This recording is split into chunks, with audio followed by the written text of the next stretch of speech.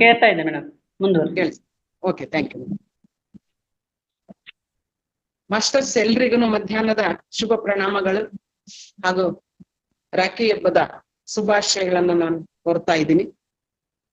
ನಮ್ಮೆಲ್ಲರ ನೆಚ್ಚಿನ ಗುರುಗಳಾಗಿರ್ತಕ್ಕಂತಹ ಸುಭಾಷ್ ಪತ್ರಿಜಿ ಗುರುಗಳಿಗೆ, ಸ್ವರ್ಣಮಾಲಾ ಅಮ್ಮನವರಿಗೆ, ನನಗೆ ಜನ್ಮವನ್ನ ನೀಡಿರ್ತಕ್ಕಂತಹ ತಂದೆ ತಾಯಿಗೆ, ಪ್ರಕೃತಿ ಮಾತೆಗೆ, ವಿಶ್ವಶಕ್ತಿಗೆ, ಭೂಮಾತೆಗೆ, ನಮಗೆ ಜ್ಞಾನವನ್ನ ಕೊಟ್ಟಿರ್ತಕ್ಕಂತಹ ಸಕಲ ಗುರು ವೃಂದದವರಿಗೆ ಎಲ್ಲರಿಗೂ ನಾನು ನನ್ನ ಹೃದಯಪೂರ್ವಕವಾಗಿರ್ತಕ್ಕಂತಹ ಪ್ರಣಾಮಗಳನ್ನ ಅರ್ಪಿಸ್ತಾ ಇದ್ದೀನಿ.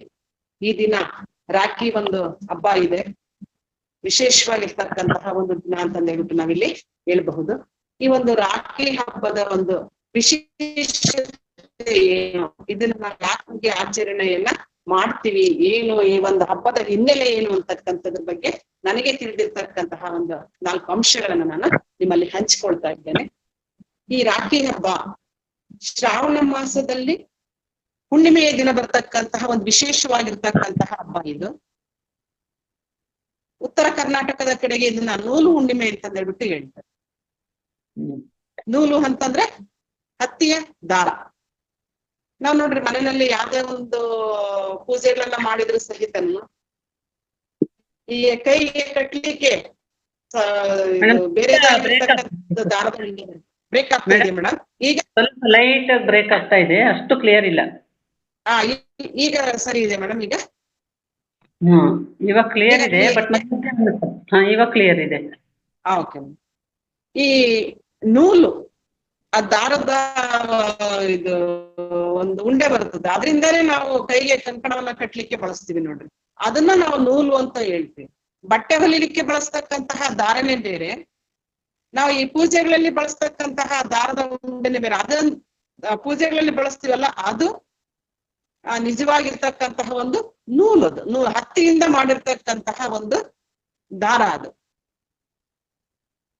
ಬಟ್ಟೆ ಹೊಲಿತಕ್ಕಂತಹ ದಾರ, ಅದನ್ನು ಹತ್ತಿದು ಬರುತ್ತೆ, ಪಾಲಿಸ್ಟರ್ ದಾರನು ಬರುತ್ತೆ, ಅದನ್ನು ನಾವು ಬಳಕೆಯನ್ನ ಮಾಡಬಾರ್ದು. ಹಾಗಾಗಿ ಇಲ್ಲಿ ಈ ನೂಲಿನಿಂದ ತಯಾರಿಸಿರ್ತಕ್ಕಂತಹ ನಾವು ರಕ್ಷಾಬಂಧನವನ್ನ ಕಟ್ಕೊಳ್ಳೋದ್ರಿಂದ ಇದಕ್ಕೆ ಉತ್ತರ ಕರ್ನಾಟಕದ ಕಡೆ ನೂಲು ಹುಣ್ಣಿಮೆ ಅಂತಂದೇಳ್ಬಿಟ್ಟು ಇಲ್ಲಿ ಇದಕ್ಕೆ ಕರೀತಾರೆ. ಈ ಒಂದು ರಕ್ಷಾಬಂಧನ ಅಂತಕ್ಕಂಥದ್ದು ಸಹೋದರ ಸಹೋದರಿಯರ ಮಧ್ಯೆ ಬಾಂಧವ್ಯವನ್ನ ಮತ್ತಷ್ಟು ಗಟ್ಟಿಗೊಳಿಸ್ತಕ್ಕಂತಹ ಒಂದು ಹಬ್ಬ ಅಂತಂದೇಳ್ಬಿಟ್ಟು ನಾವಿಲ್ಲಿ ಹೇಳ್ಬೋದು ನೋಡಿ. ಎಲ್ಲೇ ಇರ್ಲಿ ಸಹೋದರ ಸಹೋದರಿಯರು ಈ ಒಂದು ರಾಖಿ ಹಬ್ಬ ಬರ್ತಿದ್ದಂಗೆ ನೆನಪು ಮಾಡ್ಕೊಳ್ತಾರೆ, ಅಣ್ಣಂದಿರ್ ನೆನಪು ಮಾಡ್ಕೊಳ್ತಾರೆ, ತಂಗಿಯರನ್ನ. ಅಕ್ಕ ತಂಗಿಯರು ಏನ್ ಮಾಡ್ತಾರೆ, ಅಣ್ಣ ತಮ್ಮಂದಿರನ್ನ ನೆನಪು ಮಾಡ್ಕೊಳ್ತಕ್ಕಂತಹ ದಿನ, ವಿಶೇಷವಾಗಿರ್ತಕ್ಕಂತಹ ಒಂದು ದಿನ ಅಂತಂದೇಳ್ಬಿಟ್ಟು ನಾವಿಲ್ಲಿ ಹೇಳ್ಬಹುದು ನೋಡ್ರಿ. ರಕ್ಷಾ ಮತ್ತೆ ಬಂಧನ ಅಂತಕ್ಕಂಥ 2 ಪದಗಳು ಇಲ್ಲಿ ಬರ್ತವೆ. ರಕ್ಷಾ ಅಂದ್ರೆ ರಕ್ಷಣೆಯನ್ನ ಕೊಡ್ತಕ್ಕಂಥದ್ದು, ಬಂಧನ ಅಂದ್ರೆ ಬಾಂಧವ್ಯವನ್ನ ಬೆಸಿತಕ್ಕಂಥದ್ದು ಅಂತಕ್ಕಂಥ ಅರ್ಥ ಇಲ್ಲಿ ಬರುತ್ತೆ. ಈ ದಿನ ಅಣ್ಣ ತಮ್ಮಂದಿರು ನಿಮ್ಮನ್ನ ನಾವು ರಕ್ಷಣೆ ಮಾಡ್ತೀವಿ ಅಂತಕ್ಕಂತಹ ಭರವಸೆಯನ್ನ ಕೊಡ್ತಕ್ಕಂತಹ ಒಂದು ಹಬ್ಬ ಇದು. ಜೊತೆಗೆ ಅಕ್ಕ ತಂಗಿಯರು ಇಲ್ಲಿ ಏನ್ ಮಾಡ್ತಾರಪ್ಪ, ನಮ್ಮ ಅಣ್ಣ ತಮ್ಮಂದರಿಗೆ ಆರೋಗ್ಯ ಆಯುಷ್ ಸಕಲ ಭಾಗ್ಯಗಳು ಸಿಗಲಿ ಅಂತಂದೇಳ್ಬಿಟ್ಟು ಹಾರೈಸಿ ಮುಂಗೈಗೆ ನೂಲಿನ ಒಂದು ದಾರವನ್ನ ಕಟ್ತಕ್ಕಂತಹ ಒಂದು ವಿಶೇಷವಾಗಿರ್ತಕ್ಕಂತಹ ಹಬ್ಬ. ನಾವು ಯಾವುದೇ ಒಂದು ಹಬ್ಬವನ್ನ ತಗೊಂಡ್ರು ಸಹಿತನು ನಮ್ಮಲ್ಲಿ ಅದರ ಒಂದು ಹಿನ್ನೆಲೆ ಅಂತಕ್ಕಂಥದ್ದು ಇರುತ್ತೆ, ಯಾಕಾಗಿ ನಾವು ಹಬ್ಬವನ್ನ ಆಚರಣೆ ಮಾಡ್ತಾ ಇದೀವಿ ಅಂತಕ್ಕಂಥದ್ದು. ಅದೇ ರೀತಿಯಾಗಿ ನಾನು ಇಲ್ಲಿ ಈ ರಾಖಿ ಹಬ್ಬ ಅಥವಾ ರಕ್ಷಾಬಂಧನದ ಒಂದು ಹಿನ್ನೆಲೆಯನ್ನ ನನಗೆ ತಿಳಿದಿರ್ತಕ್ಕಂತಹ ಮಟ್ಟದಲ್ಲಿ ವಿವರಿಸಿ ಹೇಳ್ತಾ ಇದ್ದೀನಿ. ಪೌರಾಣಿಕ ಹಿನ್ನೆಲೆಯನ್ನ ನಾವು ತಗೊಂಡಾಗ ಇಲ್ಲಿ ಈ ಒಂದು ರಾಖಿ ಅಥವಾ ರಕ್ಷಾಬಂಧನಕ್ಕೆ ಹಲವಾರು ದೃಷ್ಟಾಂತಗಳು ನಮ್ಗೆ ಇಲ್ಲಿ ಸಿಗ್ತವೆ. ಮೊದಲನೆಯದಾಗಿ ನಾವು ಭಾಗವತದಲ್ಲಿ ಒಂದು ಸನ್ನಿವೇಶವನ್ನು ನೋಡ್ತೀವಿ. ಕೃಷ್ಣ ಬಾಲಕನಾಗಿದ್ದಾಗ ಸಾಕಷ್ಟು ತುಂಟನಾಗಿದ್ದ, ನಮ್ಗೆಲ್ಲ ಗೊತ್ತಿರ್ತಕ್ಕಂತಹ ವಿಷಯನೇ ಇದು. ಅಕ್ಕಪಕ್ಕ ಇರ್ತಕ್ಕಂತಹ ಮನೆಗಳಿಗೆ ಹೋಗ್ತಕ್ಕಂಥದ್ದು, ಸ್ನೇಹಿತರನ್ನ ಕರ್ಕೊಂಡ್ಬಿಟ್ಟು ಹಾಲು ಬೆಣ್ಣೆ ಮೊಸರನ್ನ ಕಳ್ತನ ಮಾಡ್ತಕ್ಕಂಥದ್ದು, ಸಾಕಷ್ಟು ತಂಟೆಗಳನ್ನ ಮಾಡಿ ಏನ್ ಮಾಡ್ತಾ ಇದ್ದ. ಕೇಳಿಸ್ತಿದೆ ಮೇಡಮ್? ಯಶೋಧೆ ಕೇಳಿಸ್ತಿದೆ ಮೇಡಮ್? ಬಹಳಷ್ಟು ಕಿರಿಕಿರಿಯನ್ನ ಉಂಟು ಮಾಡ್ತಾ ಇದ್ದ ಕೃಷ್ಣ. ಅಕ್ಕಪಕ್ಕ ಇರ್ತಕ್ಕಂಥವ್ರೆಲ್ಲ ಬಂದ್ ಹೇಳ್ತಾ ಇದ್ರು, ಯಶೋಧ ನಿನ್ ಮಗಂದು ತುಂಬಾ ನಮ್ಗೆ ಕಾಟ ಆಗ್ಬಿಟ್ಟಿದ್ರಿ ಅಮ್ಮ, ನೀನ್ ನನಗೆ ಸರಿಯಾಗಿ ಬುದ್ಧಿ ಹೇಳು ಅಂತಂದ್ ಹೇಳ್ಬಿಟ್ಟು. ಒಂದ್ಸರಿ ಯಶೋಧಗೆ ಬಹಳ ಸಿಟ್ಟು ಬಂದ್ಬಿಡ್ತಂತೆ, ಕೃಷ್ಣ ನಿನ್ನ ತುಂಟಾಟವನ್ನ ತಡಿಲಿಕ್ಕೆ ಆಗ್ತಾ ಇಲ್ಲ, ಅಕ್ಕಪಕ್ಕ ಇರ್ತಕ್ಕಂಥವ್ರೆಲ್ಲ ಬಂದ್ಬಿಟ್ಟು ನಿನ್ ಬಗ್ಗೆ ಹೇಳ್ತಾ ಇದಾರಪ್ಪ, ನಿನ್ನ ಕಟ್ಟೆ ಹಾಕ್ಬಿಡ್ತೀನಿ ಅಂತಂದ್ ಹೇಳ್ಬಿಟ್ಟು ಒಂದ್ ಹಗ್ಗವನ್ನ ತಗೊಂಡ್ ಬಂದ್ಲಂತೆ ಕೃಷ್ಣನನ್ನ ಕಟ್ಲಿಕ್ಕೆ. ಹಗ್ಗವನ್ನ ತಗೊಂಡ್ ಕೃಷ್ಣನನ್ನ ಕಟ್ಲಿಕ್ಕೆ ಹೋದ್ರೆ ಆ ಹಗ್ಗ ಚಿಕ್ಕದಾಯ್ತಂತೆ. ಓಹೋ ಇದು ಚಿಕ್ಕದಾಗ್ತಾ ಇದೆ ತಡಿ, ಇನ್ನೊಂದ್ ಸ್ವಲ್ಪ ದೊಡ್ಡ ಹಗ್ಗ ತರ್ತೀನಿ ಅಂತ ಹೇಳ್ಬಿಟ್ಟು ಇನ್ನೂ ಸ್ವಲ್ಪ ಉದ್ದವಾಗಿರ್ತಕ್ಕಂತಹ ಹಗ್ಗವನ್ನ ತಗೊಂಡ್ ಬಂದ್ಲಂತೆ ಸಿಟ್ಟು. ಅದನ್ನ ಚಿಕ್ಕದಾಯ್ತಂತೆ. ಹಿಂಗೆ ಅವಳು 4-5 ಹಗ್ಗಗಳನ್ನ ತಂದ್ರು ಸಹಿತನು ಅವನನ್ನ ಬಂಧಿಸ್ಲಿಕ್ಕೆ ಆಗ್ತಾನೆ ಇಲ್ಲ. ಆಗ ಕೊನೆಗೆ ಯಶೋಧನೆ ಕೃಷ್ಣನನ್ನೇ ಕೇಳಿದ್ಲಂತೆ, ಕೃಷ್ಣ ಯಾವ ಹಗ್ಗದಿಂದಾನೇ ನಿನ್ನನ್ನ ಬಂಧಿಸ್ಲಿಕ್ಕೆ ಆಗ್ತಾ ಇಲ್ಲಲ್ಲಪ್ಪ, ಏನ್ ಮಾಡ್ಲಿ ನಿನ್ನನ್ನ ಬಂಧಿಸ್ಲಿಕ್ಕೆ ಅಂತ ಹೇಳ್ಬಿಟ್ಟು. ಆಗ ಕೃಷ್ಣ ಹೇಳ್ತಾನಂತೆ, ಅಮ್ಮ ನೀನು ಕೋಪದಿಂದ ನನ್ನನ್ನ ಬಂಧಿಸ್ಬೇಡ, ಪ್ರೀತಿಯಿಂದ ನೀನ್ ಬಂಧಿಸಿದ್ರೆ ಎಷ್ಟೇ ಚಿಕ್ಕ ಹಗ್ಗದಿಂದನಾದ್ರೂ ನನ್ನ ಬಂಧಿಸಬಹುದು ಅಂತಂದ್ ಹೇಳ್ಬಿಟ್ಟು ಹೇಳ್ತಾನಂತೆ. ಆಗ ಯಶೋಧ ಏನ್ ಮಾಡ್ತಾಳೆ, ಪ್ರೀತಿಯಿಂದ ಕೃಷ್ಣನನ್ನ ಆಲಂಗಿಸ್ಕೊಂಡು, ಕೃಷ್ಣ ಇನ್ಮೇಲೆ ನೀನು ಈ ರೀತಿ ಎಲ್ಲ ತಂಟೆಯನ್ನ ಮಾಡ್ಬೇಡಪ್ಪ ಅಂತಂದ್ ಹೇಳ್ಬಿಟ್ಟು ಪ್ರೀತಿಯಿಂದ ಬುದ್ಧಿಯನ್ನ ಹೇಳ್ತಾಳೆ. ನೋಡ್ರಿ, ಇದು ಭಾಗವತದಲ್ಲಿ ಬರ್ತಕ್ಕಂತಹ ಬಂಧನದ ಬಗ್ಗೆ ಇರ್ತಕ್ಕಂತಹ ಒಂದು ಘಟನೆ ಅಂತಂದ್ ಹೇಳ್ಬಿಟ್ಟು ನಾವಿಲ್ಲಿ ಹೇಳ್ಬಹುದು. ಅಂದ್ರೆ ಆಗ ಈಗ ಇರ್ತಕ್ಕಂತಹ ರಾಖಿಗೂ ಆಗ ಇರ್ತಕ್ಕಂತಹ ರಕ್ಷಾ ಬಂಧನಕ್ಕೂ ಸಾಕಷ್ಟು ಬದಲಾವಣೆಗಳಾಗಿದ್ದಾವೆ. ಈಗೆಲ್ಲ ನಾನಾ ತರದ ರಾಖಿಗಳು ಬರ್ತಾ ಇದ್ದಾವೆ, ಆದ್ರೆ ಹಿಂದೆ ಆ ತರ ಇರ್ಲಿಲ್ಲ.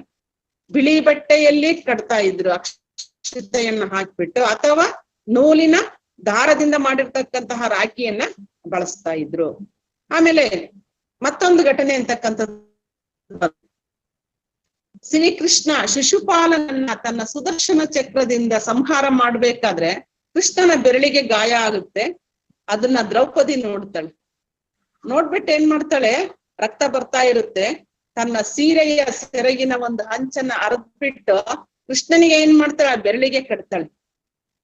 ಆಗ ಕೃಷ್ಣ ಏನ್ ಮಾಡ್ತಾನಂದ್ರೆ, ನೀನು ನನ್ನ ಗಾಯಕ್ಕೆ ಬಟ್ಟೆಯನ್ನ ಕಟ್ಟಿ ಶುಶ್ರೂಷೆಯನ್ನ ಮಾಡಿದೀಯ ನೀನು, ಹಾಗಾಗಿ ನಿನಗೆ ಕಷ್ಟ ಬಂದಾಗ ನಾನು ನಿನ್ನನ್ನ ಕಾಪಾಡ್ತೀನಿ ಅಂತಂದ್ ಹೇಳ್ಬಿಟ್ಟು ಮಾತನ್ನ ಕೊಡ್ತಾನೆ. ಅದರ ಪ್ರಕಾರವಾಗಿ ದ್ರೌಪದಿಯ ವಸ್ತ್ರಾಪಹರಣ ನಡಿಬೇಕಾದ್ರೆ ಕೃಷ್ಣ ಏನ್ ಮಾಡ್ತಾನೆ, ವಸ್ತ್ರಗಳನ್ನ ಕೊಡುವುದರ ಮೂಲಕ ಅವಳ ಮಾನರಕ್ಷಣೆಯನ್ನ ಮಾಡ್ತಾನೆ. ಇದು ಸಹಿತನು ರಕ್ಷಾ ಬಂಧನಕ್ಕೆ ಒಂದು ಮಾದರಿ ಅಂತಂದ್ ಹೇಳ್ಬಿಟ್ಟು ನಾವಿಲ್ಲಿ ಹೇಳ್ಬಹುದು. ನೋಡಿ, ಇಲ್ಲಿ ರಕ್ಷಾ ಬಂಧನವಾಗಿ ಮಾರ್ಪಟ್ಟಿರ್ತಕ್ಕಂಥದ್ದು ಯಾವ್ದಪ್ಪ ಇಲ್ಲಿ ಅಂದ್ರೆ ದ್ರೌಪದಿಯ ಸೀರೆಯ ಒಂದು ಸೆರಗಿನ ಸೆರಗು. ನೆಕ್ಸ್ಟ್ ಇನ್ನು ಒಂದು ಕೆಲವು ಬರ್ತವೆ ಘಟನೆಗಳು. ಇಂದ್ರ ರಾಕ್ಷಸರ ಕಾಟವನ್ನ ತಡೆಯಲಾರದೆ ಪದೇ ಪದೇ ಯುದ್ಧಕ್ಕೆ ಹೋಗ್ಬೇಕಾಗ್ತಾ ಇರುತ್ತೆ. ಆಗ ಇಂದ್ರನ ಹೆಂಡತಿ ಆಗಿರ್ತಕ್ಕಂತಹ ಶಚಿದೇವಿ ಏನ್ ಮಾಡ್ತಾ ಇರ್ತಾಳಪ್ಪ ಅಂದ್ರೆ, ಇಂದ್ರನಿಗೆ ನೀವು ಯುದ್ಧದಲ್ಲಿ ಗೆದ್ದು ಬನ್ನಿ, ಜಯಶಾಲಿಗಳಾಗಿ ಬನ್ನಿ, ರಾಕ್ಷಸರನ್ನ ಸಂಹಾರ ಮಾಡಿ ಬನ್ನಿ ಅಂತಂದ್ ಹೇಳ್ಬಿಟ್ಟು ಅವಳು ಇಂದ್ರನ ಮುಂಗೈಗೆ ಅರಿಶಿಣದ ನೂಲಿನ ದಾರವನ್ನ ಕಟ್ಟಿ ಹಾರೈಸಿ ಕಳಿಸ್ತಾ ಇದ್ಲಂತೆ.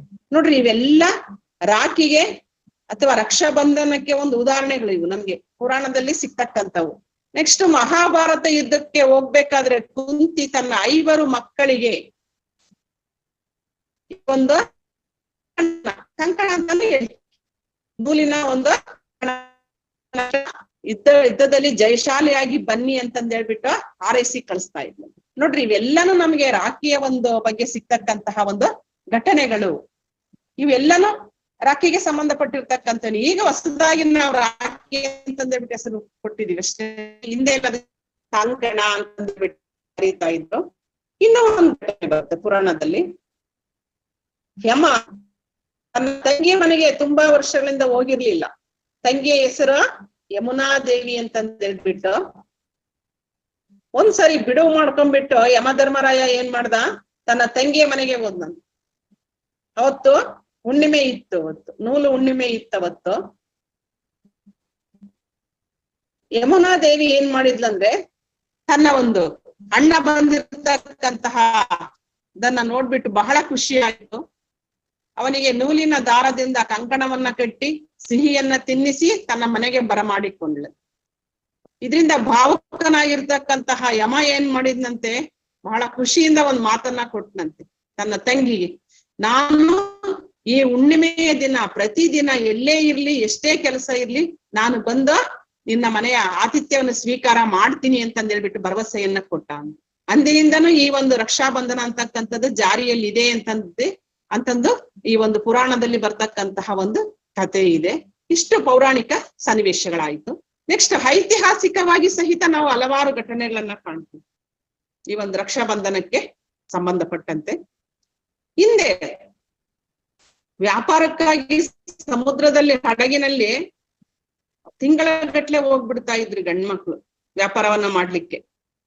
ಆಗ ಮನೆಯಲ್ಲಿರ್ತಕ್ಕಂತಹ ಹೆಣ್ಮಕ್ಳಿಗೆ ಪ್ರತಿದಿನ ಅವ್ರನ್ನ ಕಾಯ್ತಕ್ಕಂಥದ್ದೇ ಕೆಲಸ ಆಗ್ತಾ ಇತ್ತು. ಇವತ್ ಬರ್ತಾರೆ, ನಾಳೆ ಬರ್ತಾರೆ, ಇವತ್ ಬರ್ತಾರೆ, ನಾಳೆ ಬರ್ತಾರೆ, ಅವ್ರಿಗೆ ಏನಾರ ಅನಾಹುತ ಆಗಿದ್ಯಾ, ಈ ರೀತಿ ಮನಸ್ಸಿನ ಒಂದು ತಲ್ಲಣದಿಂದ ಕಾಯ್ತಾ ಇದ್ರು ಅವರು. ಇದನ್ನ ತಪ್ಪಿಸ್ಕೊಳ್ಳಿಕ್ಕಂದ್ರೆ ಈ ಒಂದು ಮನದ ಒಂದು ಇದನ್ನ ಮಾನಸಿಕ ವ್ಯಥೆಯನ್ನ ತಪ್ಪಿಸ್ಕೊಳ್ಳಿಕ್ಕಾಗಿ ಅವ್ರು ಏನ್ ಮಾಡಿದ್ರಪ್ಪ ಅಂದ್ರೆ, ತಮ್ಮ ಗಂಡು ಮಕ್ಳಿಗೆ ಯಜಮಾನರಿಗೆ ಅವ್ರು ಹೋಗ್ಬೇಕಾದ್ರೆ ಒಂದು ಬಿಳಿಯ ಬಟ್ಟೆಯಲ್ಲಿ ಸ್ವಲ್ಪ ಅಕ್ಷತೆಯನ್ನ ಹಾಕಿ ಅದನ್ನ ಪೂಜಿಸಿ ಅವರ ಒಂದು ತೋಳುಗಳಿಗೆ ಕಟ್ಟಿಬಿಟ್ಟು, ಇದು ನಿಮಗೆ ರಕ್ಷಣೆಯಾಗಿ ಇರಲಿ, ನಿಮಗೆ ಯಾವುದೇ ಒಂದು ತೊಂದರೆ ಆಗದಂತೆ ನೀವು ಹಡಗಿನಲ್ಲಿ ಹೋಗಿ ವ್ಯಾಪಾರವನ್ನು ಮುಗಿಸ್ಕೊಂಡ್ ಬನ್ನಿ ಅಂತಂದ್ ಹೇಳ್ಬಿಟ್ಟು ಹಾರೈಸಿ ಕಳಿಸ್ತಾ ಇದ್ರಂತೆ. ನಾವ್ ಇದನ್ನ ರಕ್ಷೆಗೆ ಕಟ್ಟಿದೀವಿ ಅಂತಕ್ಕಂತಹ ಒಂದು ಸಮಾಧಾನ ಅವ್ರಿಗೆ ಸಿಗ್ತಾ ಇತ್ತು. ಆ ಒಂದು ರಕ್ಷಾ ಬಂಧನ ಅಂತಕ್ಕಂಥದ್ದು ನಮ್ಮ ಯಜಮಾನ್ರನ್ನ ಯಾವುದೇ ಒಂದು ತೊಂದರೆ ಆಗದಂಗೆ ವಾಪಸ್ ಮರಳಿ ಕರ್ಕೊಂಡ್ ಬರುತ್ತೆ ಅಂತಕ್ಕಂತಹ ನೆಮ್ಮದಿ ಹೆಣ್ಮಕ್ಳಿಗೆ ಸಿಗ್ತಾ ಇತ್ತು. ಈ ಒಂದ್ ಮಾರ್ಗವನ್ನ ಕಂಡ್ಕೊಂಡಿದ್ರಂತೆ. ಇದು ಇತಿಹಾಸದಲ್ಲಿ ಬರ್ತಕ್ಕಂತಹ ಒಂದು ವಿಷಯ ನೋಡಿ. ಆಗ ಬಿಳಿ ಬಟ್ಟೆಯಲ್ಲಿ ಕಟ್ತಾ ಇದ್ರು.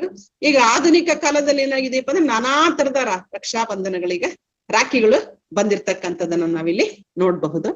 ಮತ್ತೊಂದು ಇತಿಹಾಸದಲ್ಲಿ ಮತ್ತೊಂದು ಬರ್ತಕ್ಕಂತಹ ಒಂದು ಘಟನೆ ಏನು ಅಂದ್ರೆ, ಅಲೆಕ್ಸಾಂಡರ್ ತನ್ನ ಒಂದು ಸಾಮ್ರಾಜ್ಯ ವಿಸ್ತರಣೆ ಮಾಡ್ಲಿಕ್ಕಾಗಿ ಭಾರತಕ್ಕೆ ದಂಡೆತ್ತಿ ಬರ್ಬೇಕು ಅಂತಂದ್ ಹೇಳ್ಬಿಟ್ಟು ಅವನು ಪ್ಲಾನ್ ಮಾಡ್ಕೊಂಡಿರ್ತಾನೆ.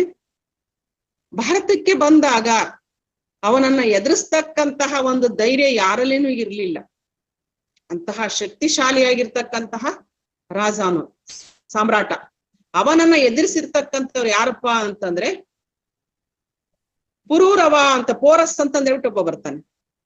ಪೋರಸ್ ಅಂತಂದ್ ಹೇಳ್ಬಿಟ್ಟು ಬರ್ತಾನೆ, ಅವನಿಗೆ ಪುರೂರವ ಅಂತಾನು ಕರೀತಾರೆ. ಪೋರಸ್ ಅಂತಕ್ಕಂತಹ ಒಬ್ಬ ರಾಜ ಏನ್ ಮಾಡ್ತಾನೆ, ಅವನನ್ನ ಧೈರ್ಯದಿಂದ ಎದುರಿಸ್ಲಿಕ್ಕೆ ತಯಾರಿಯನ್ನ ಮಾಡ್ಕೊಳ್ತಾನೆ. ಇವನ ಒಂದು ಸ್ಥೈರ್ಯ ಅಂತಕ್ಕಂಥದ್ದು ಅಲೆಕ್ಸಾಂಡರ್ನ ಹೆಂಡತಿ ರುಕ್ಸಾನಾ ಅಂತ ಇರ್ತಾಳೆ, ಅವಳಿಗೆ ಗೊತ್ತಾಗುತ್ತೆ. ಅವಳಿಗೆ ಏನಾಗುತ್ತಂದ್ರೆ ಒಂಥರ ಭಯ ಶುರುವಾಗ್ಬಿಡುತ್ತೆ.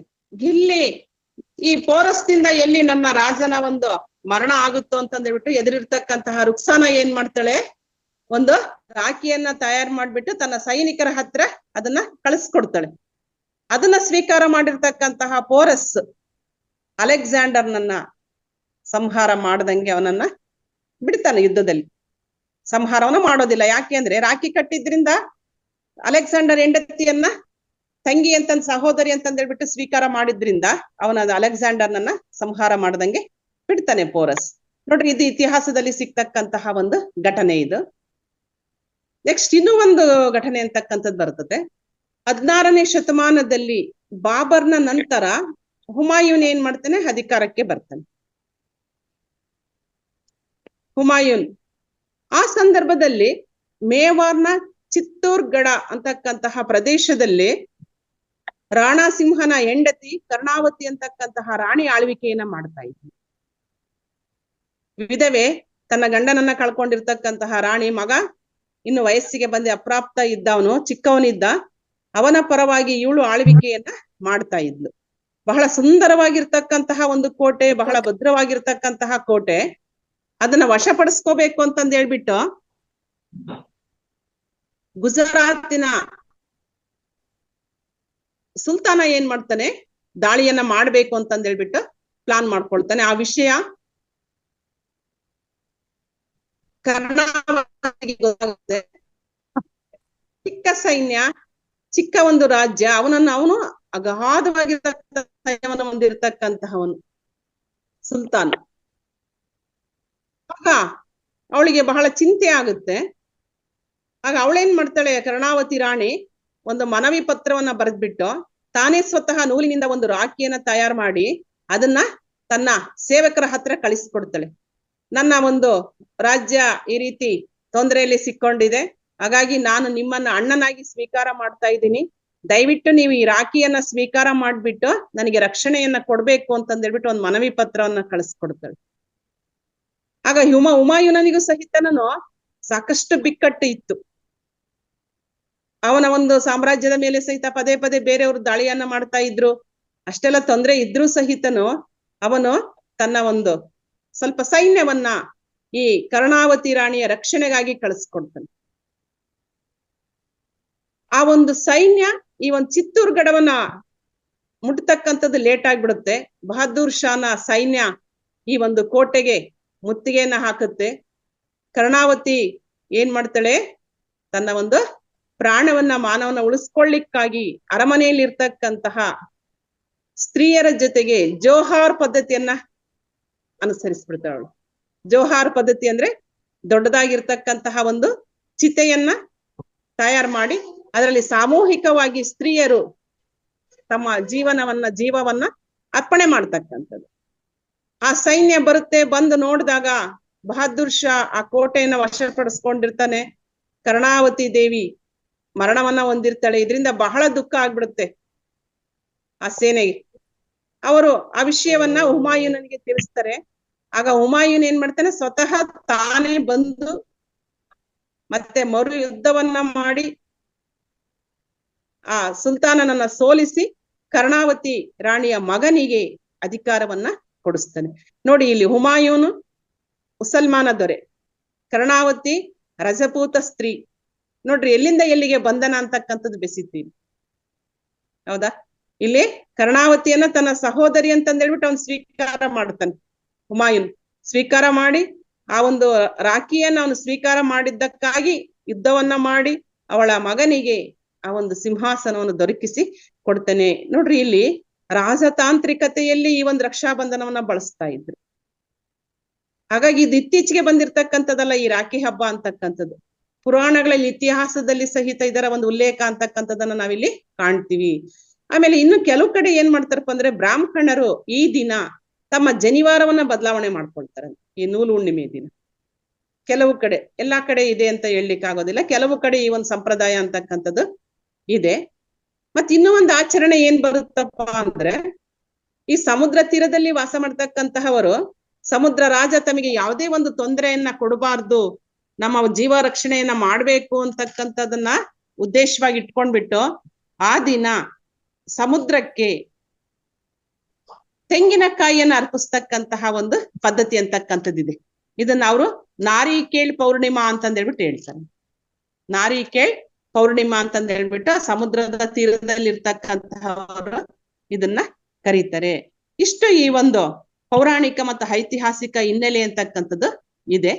ಮತ್ತೆ ಇದನ್ನ ಯಾವ ರೀತಿ ಆಚರಣೆ ಮಾಡ್ಬೇಕು ಅಂತಕ್ಕಂಥದ್ರ ಬಗ್ಗೆ ನನಗೆ ತಿಳಿದಿರ್ತಕ್ಕಂಥ ಕೆಲವು ಅಂಶಗಳನ್ನ ನಾನು ಹೇಳ್ತೀನಿ.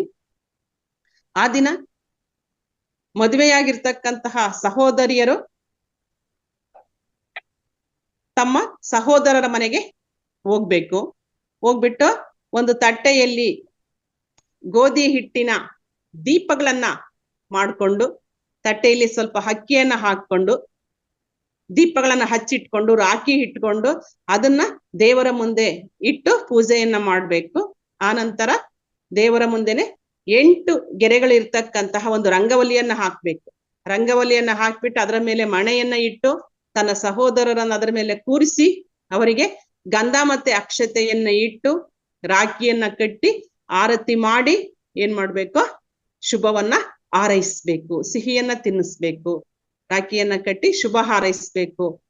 ಆರೋಗ್ಯ, ಆಯುಷ್, ಸಕಲ ಸಮೃದ್ಧಿ ನಿನಗೆ ಸಿಗಲಿ ಅಂತಂದೇಳಿ. ನೋಡ್ರಿ, 8 ಗೆರೆಗಳಿರ್ತಕ್ಕಂತಹ ರಂಗೋಲಿಯನ್ನ ಹಾಕ್ಬಿಟ್ಟು ಅದ್ರ ಮೇಲೆ ಯಾಕೆ ಮಣೆಯನ್ನ ಇಟ್ಟು ಸಹೋದರನ್ನ ಕೂರಿಸಿ ರಾಖಿ ಕಟ್ಬೇಕಪ್ಪ ಅಂದ್ರೆ, 8 ದಿಕ್ಕುಗಳಿಂದ ನಿಮ್ಗೆ ಏನೇ ತೊಂದರೆ ಬಂದ್ರು ಸಹಿತ ನನ್ನನ್ನ ಕಾಪಾಡು ಅಂತಂದೇಳ್ಬಿಟ್ಟು ಸಹೋದರಿ ಏನ್ ಮಾಡ್ದಂಗೆ, ಸಹೋದರರಿಗೆ ಬೇಡಿಕೆಯನ್ನ ಇಟ್ಟಂಗೆ. ಆಯ್ತು, ನಾನು ಎಲ್ಲಾ ಸಮಯದಲ್ಲಿ ಸಹಿತ ನಿಮ್ಮ ರಕ್ಷಣೆಗೆ ಇರ್ತೀನಿ ಅಂತಂದ್ ಹೇಳ್ಬಿಟ್ಟು ಸಹೋದರರು ಏನ್ ಮಾಡ್ಬೇಕು, ಅವರಿಗೆ ಭರವಸೆಯನ್ನ ಕೊಡ್ತಾರೆ. ಆಮೇಲೆ ಏನಾದ್ರೂ ಉಡುಗೊರೆಗಳನ್ನ ಕೊಡ್ತಕ್ಕಂತಹ ಪದ್ಧತಿ ಸಹಿತನೂ ಇದೆ. ಇವಾಗ ಮದ್ವೆ ಆಗಿರ್ತಕ್ಕಂಥ ಸಹೋದರಿಯರು ಅಣ್ಣನ ಮನೆಗೆ ಬಂದು ಕಟ್ಬೇಕು. ಅಕಸ್ಮಾತ್ ಅನಿವಾರ್ಯ ಬರ್ಲಿಕ್ಕೆ ಆಗ್ಲಿಲ್ಲ, ಅಣ್ಣ ತಮ್ಮಂದಿರಿಗೆ ರಾಖಿಯನ್ನ ಕಟ್ಲಿಕ್ಕೆ ಆಗ್ಲಿಲ್ಲ ಅಂದಾಗ ಅಣ್ಣ ತಮ್ಮಂದಿರು ಏನ್ ಮಾಡಬಹುದು ಅಂದ್ರೆ ನೂಲಿನ ಸೀರೆಯನ್ನ ಸಿಹಿಯನ್ನ ತಗೊಂಡೋಗಿ ತಮ್ಮ ಸಹೋದರಿಯರ ಮನೆಗೆ ಹೋಗ್ಬಿಟ್ಟು ಅವರ ಮನೆಯಲ್ಲಿನೇ ರಾಖಿಯನ್ನ ಕಟ್ಟಿಸ್ಕೊಳ್ತಕ್ಕಂತಹ ಪದ್ಧತಿನೇ ಇದೆ. ಅನಿವಾರ್ಯ ಸ್ಥಿತಿ ಇದ್ದಾಗ ಸಹೋದರಿಯರು ಬರ್ಲಿಕ್ಕೆ ಆಗ್ಲಿಲ್ಲಪ್ಪ ಅಂದ್ರೆ ಮತ್ತೆ ಸಹೋದರರಲ್ಲಿಗೆ ಹೋಗ್ಬಿಟ್ಟು ರಾಖಿಯನ್ನ ಕಟ್ಟಿಸ್ಕೊಂಡು ಬರ್ತಕ್ಕಂತಹ ಪದ್ಧತಿ ಅಂತಕ್ಕಂಥದ್ದು ಇದೆ.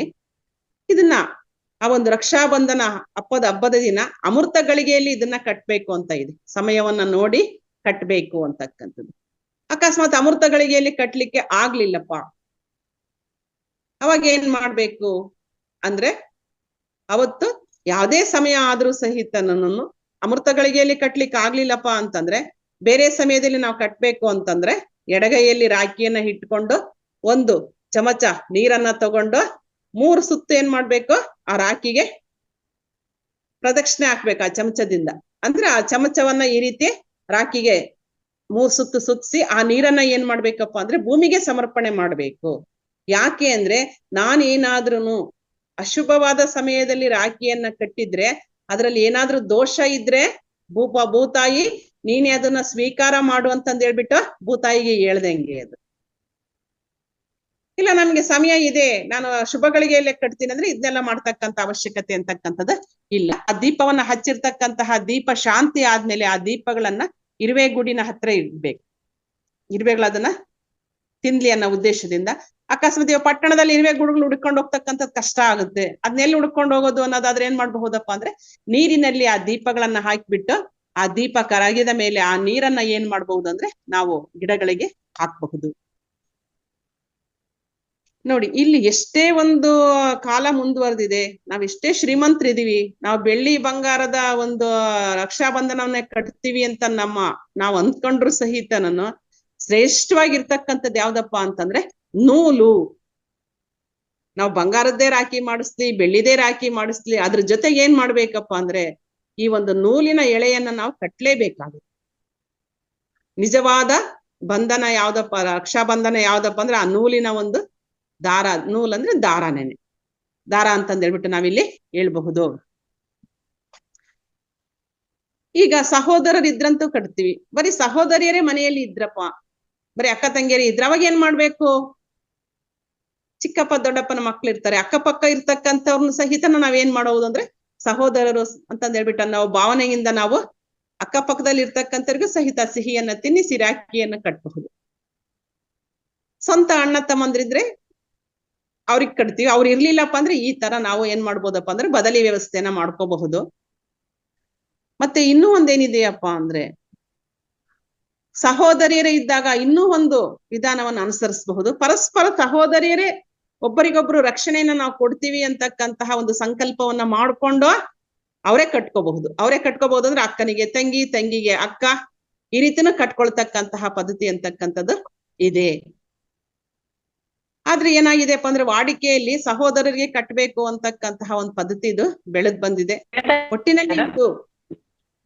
ಒಟ್ಟಿನಲ್ಲಿ ಇದು ಪರಸ್ಪರರ ಮಧ್ಯೆ ಬಾಂಧವ್ಯವನ್ನ ಬೆಳೆಸ್ತಕ್ಕಂತಹ ಒಂದು ಹಬ್ಬ ಅಂತಂದ್ ಹೇಳ್ಬಿಟ್ಟು ನಾವಿಲ್ಲಿ ಹೇಳ್ಬಹುದು. ನೋಡಿ, ಏನೇ ಒಂದು ವೈಮನಸ್ಸಿದ್ರು ಸಹಿತ ಹಬ್ಬ ಇದೆಯಪ್ಪ ರಾಖಿ ಕಟ್ಬೇಕು ಅಂತನಾದ್ರೂ ಏನ್ ಮಾಡ್ತಾರೆ, ಸಹೋದರ ಸಹೋದರಿಯರು ಒಂದಾಗ್ತಾರೆ. ನೋಡ್ರಿ, ಹಿಂದೆ ನಮ್ಮಲ್ಲಿ ಈ ಒಂದು ಹಬ್ಬಗಳು ಬಂದಿರತಕ್ಕಂತಹ ಉದ್ದೇಶ ಏನಪ್ಪಾ ಅಂತಂದ್ರೆ ಬಾಂಧವ್ಯನ ಬೆಸಿತಕ್ಕಂಥದ್ದೇ ಒಂದು ಮೂಲ ಉದ್ದೇಶ. ಈ ರೀತಿಯಾಗಿ ರಾಖಿ ಹಬ್ಬದ ಒಂದು ಹಿನ್ನೆಲೆ ಅಂತಕ್ಕಂಥದ್ದು ಇದೆ. ಒಂದೊಂದ್ ಕಡೆ ಒಂದೊಂದು ರೀತಿಯಲ್ಲಿ ಇದನ್ನ ಆಚರಣೆಯನ್ನ ಮಾಡ್ತಾರೆ. ಈಗ ನಾನಾ ತರದ ರಾಖಿಗಳು ಬಂದಿದಾವೆ, ಬಣ್ಣ ಬಣ್ಣದ ಎಷ್ಟೇ ಎಲ್ಲಾ ಡಿಸೈನ್ ಇರ್ತಕ್ಕಂತಹ ರಾಖಿಗಳು ಬಂದಿದಾವೆ. ಈ ರಾಖಿಯನ್ನ ನಾವು ಮೂಲವಾಗಿ ಹತ್ತಿ ದಾರದಿಂದ ತಯಾರಿಸಿರ್ಬೇಕು, ಇಲ್ಲಪ್ಪ ಅಂದ್ರೆ ರೇಷ್ಮೆ ದಾರದಿಂದ ತಯಾರಿಸಿರ್ತಕ್ಕಂತಹ ರಾಖಿಯನ್ನು ಸಹಿತ ನಾವಿಲ್ಲಿ ಉಪಯೋಗವನ್ನ ಮಾಡಬಹುದು. ಇಂತಹ ಒಂದು ಹಬ್ಬದ ಬಗ್ಗೆ ತಿಳಿಸಿ ಹೇಳಲಿಕ್ಕೆ ನನಗೆ ಅವಕಾಶ ಸಿಕ್ಕಿರ್ತಕ್ಕಂಥದ್ದು ನನಗೆ ಬಹಳ ಖುಷಿಯನ್ನ ತರ್ತಾ ಇದೆ. ಹೇಳಿರ್ತಕ್ಕಂತಹ ನಿಮ್ಮೆಲ್ಲರಿಗೂ ನನಗೆ ಅವಕಾಶವನ್ನ ಕೊಟ್ಟಿರ್ತಕ್ಕಂತಹ ಮಹಾವತಾರ್ ಫೌಂಡೇಶನ್ ಅವರಿಗೂ, ಗೀತಾ ಮೇಡಮ್ ಅವ್ರಿಗೂ, ಲಕ್ಷ್ಮಿ ಮೇಡಮ್ ಅವ್ರಿಗೂ, ಸುತೇಜಾ ಭಟ್ ಮೇಡಮ್ ಎಲ್ರಿಗೂ ನನ್ನ ಒಂದು ಹೃದಯಪೂರ್ವಕವಾಗಿರ್ತಕ್ಕಂತಹ ಧನ್ಯವಾದಗಳನ್ನ ಅರ್ಪಿಸ್ತಾ ಇದ್ದೇನೆ ಮಾಸ್ಟರ್ಸ್. ಶುಭ ವಂದನೆ.